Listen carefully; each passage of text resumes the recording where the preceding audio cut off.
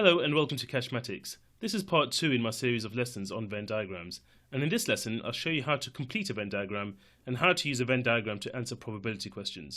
Now the easier questions will just involve numbers, but the more difficult ones will involve a bit of algebra. So, what are we waiting for? Let's begin.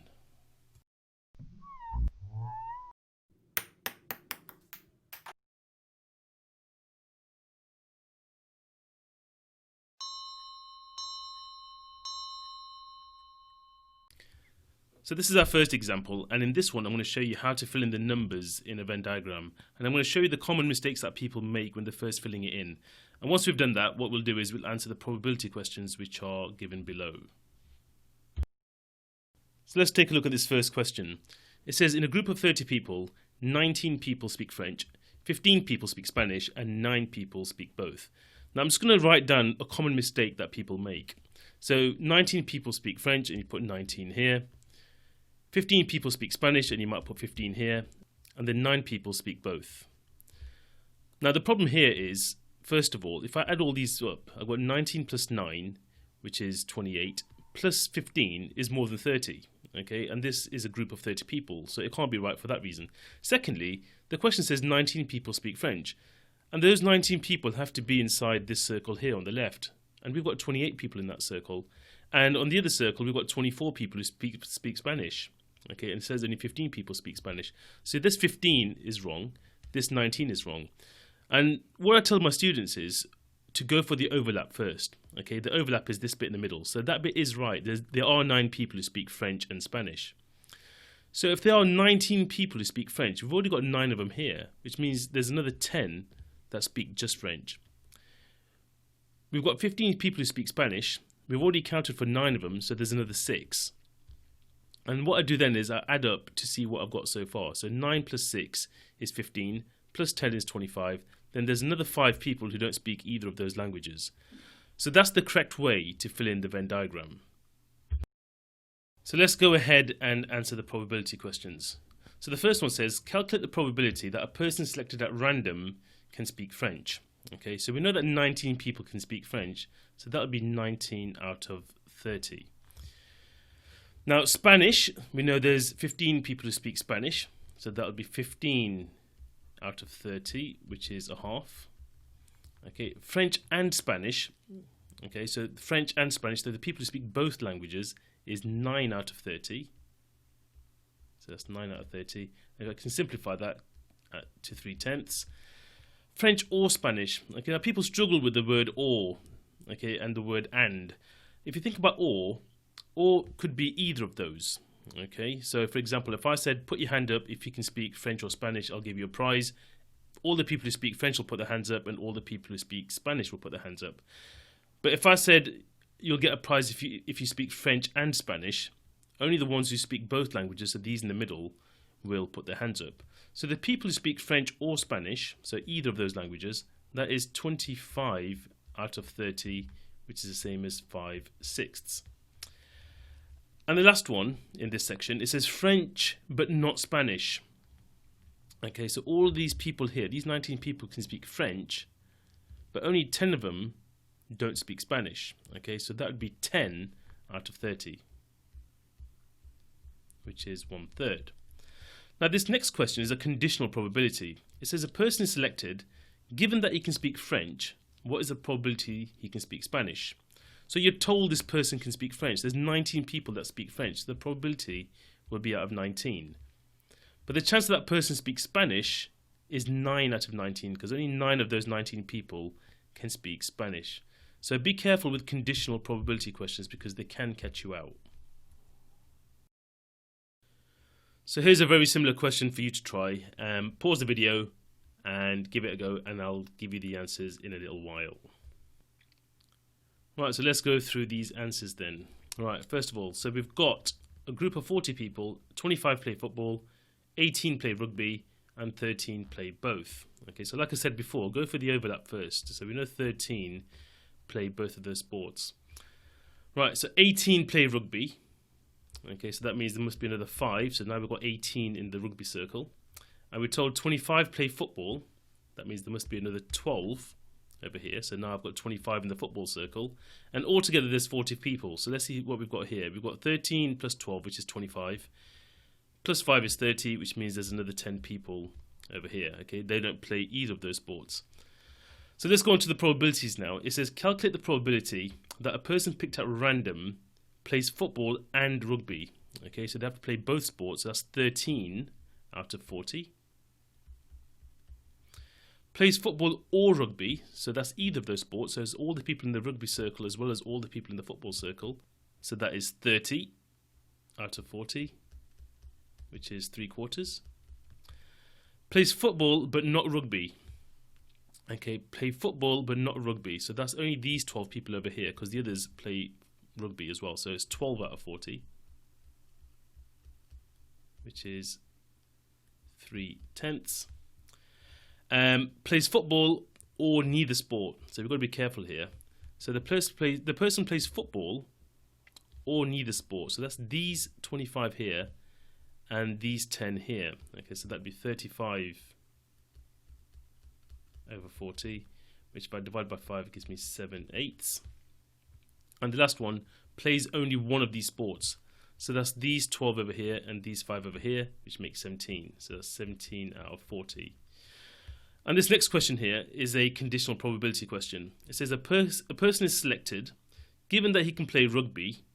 Okay, so that means it's one of these 18 people. What's the probability that he doesn't play football? Okay, so 18 people here, only 5 of them don't play football. So it'd be 5/18. Now in this next question, we need to use a bit of algebra. And if you want to give it a go before I go through the solution, please pause the video and do that. But if you've got no idea what to do with this question, then just carry on watching and I'll go through it. So let's see what we have here. It says the diagram shows information about a coin collection. There's 120 coins in the collection. The T stands for the coins from the 20th century, and B stands for coins from, well, the coins which are British. It says a coin is chosen at random and it's British.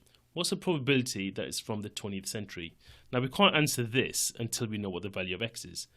But what we know is all these terms, so we've got this term over here, which is x brackets x minus 15. We've got the x, we've got the x minus 2 and the 32. All of these account for all the coins. So let's just write down an equation. So we've got x minus 15 like that, plus x, add x minus 2, plus 32, equals 120. That's all the coins. So let's expand the brackets here. I've got x squared, take away 15x, add x minus 2 plus 32 equals 120.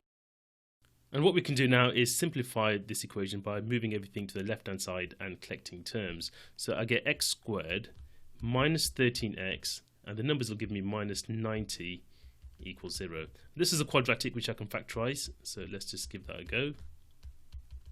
I need factors of minus 90, which add to give me minus 13, and that will be 18 and 5, and there'll be a minus 18 here and a plus 5 here. So the solutions to the equation are x equals minus 5 and x equals 18. Now I need to decide which of these is the right solution. Now you might be eager to dismiss the minus 5, okay, and in this case you can, but it's only because when you substitute minus 5 into these, you'll get some negative numbers, all right? And obviously you can't have a negative number of coins, okay? But don't be too quick to dismiss a negative number, because if this was x plus 7, for instance, that would be positive. And if this term was x plus 10, that would also be positive, all right? So just be careful. Anyway, in this case we can dismiss it, and what we're going to do is substitute this value of 18 and get some numbers. So this is 18. This will be 16, so those two are quite easy. This will be 18 times by 18 take away 15. So it'll be 18 times 3, which is 54. All right. So these are the numbers inside the circles. So we can answer the question now. It says a coin is chosen at random and it's British, okay, which means it's in this British circle. So there's 34 of those. So the probability will be out of 34 because it's conditional. What's the chance that it's from the 20th century? And those are these 18 coins over here. Okay, these 18 will be from the 20th century. So it's 18 out of 34. And if you wanted to, you could simplify that to give 9/17. So that's how you answer a question using algebra. Now this next question is a little bit tricky, and if you want to give it a go, please pay careful attention to this bit of information, and in particular this word or. Alright, that's going to catch you out if you're not careful. If you want to give it a go, pause the video. If not, listen on and I'll go through the solution. Right, so let's see what we have. We've got the Venn diagram shows information about 100 farms.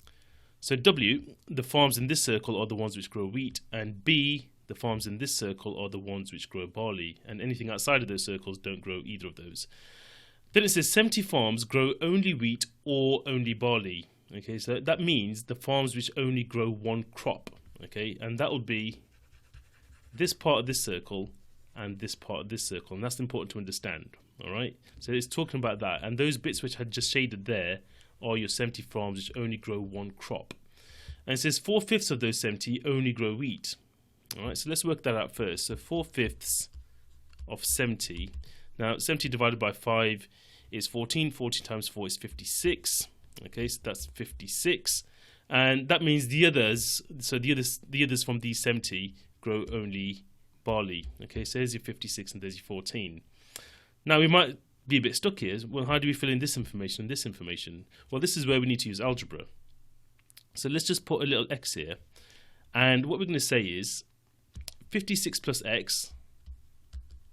That's the number of farms which grow wheat, and we've got x plus 14, they're the number of farms which grow barley. And then we're going to look at this sentence here, and it says the number of farms that grow wheat is 3 times the number that grow barley. So this is how many grow wheat, and that's equal to 3 times the number that grow barley. So let's expand this. I'll get 56 plus x equals 3x plus 42, and let's just move things around. So subtract an x to get 2x, and subtract 42 to get 14, and that gives me x equals 7.